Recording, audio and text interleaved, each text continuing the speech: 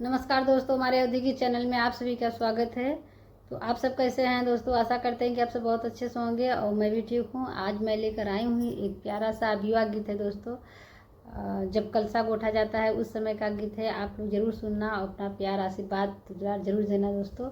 और जो भाई बहन हमारे चैनल पर नए आए हो, नए पहली बार देख रहे हो, हमारे चैनल को सब्सक्राइब जरूर कर लेना और हमारे चैनल को सपोर्ट करना दोस्तों। हटिया से सोपारिया मांगायूं, सोपारिया रंगायूं, सोपारिया रंगायूं।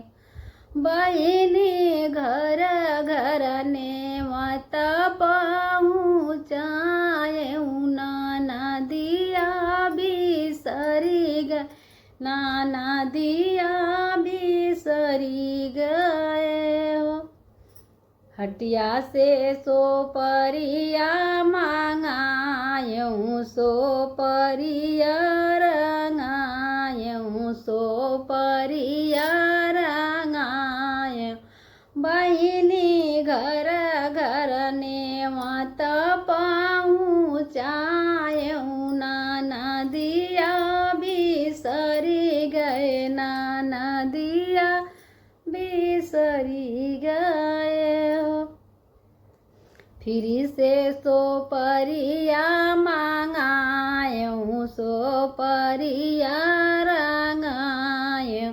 नाउनी फिर से ने मत पहुँचाऊं, नदिया मोरयावई, ननद हमारी आवई हो।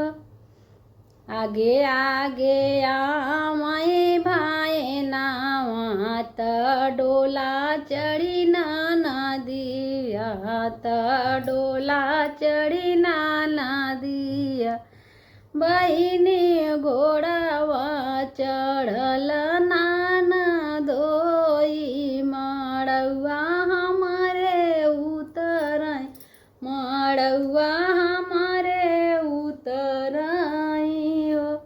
बहिनी घोड़ावा चढ़ल ननदोइया, मड़ुआ हमारे उतराई, मड़ुआ हमारे उतराई हो। तुही मोरी ननदी गोसाई, त तुही ठकुराई, त तुही ठकुराई। ननदी बैठाऊं मड़वा के बीच, कलश हमर गोठाऊं, कलश हमर गोठाऊं।